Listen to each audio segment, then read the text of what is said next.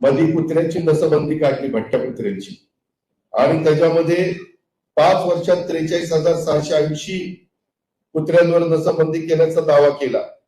आणि लॉकडाऊनच्या काळात सर्व काही बंद असताना देखील 7,145 कुत्र्यावर नसबंदी केल्याचा दावा केला. 71 लाख रुपये नसबंदीवर त्या ठिकाणी बिल अदा केली.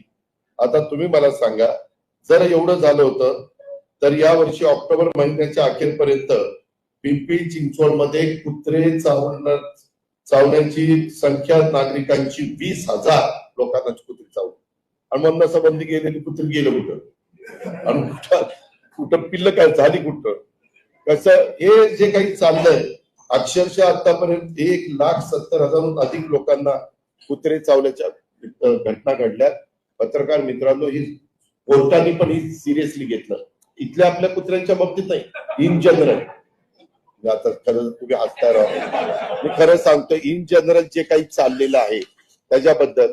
पण कशात पण त्या नसबंदीत पण पैसे खायचे, काय मिळेल तिथं पैसे खायचे.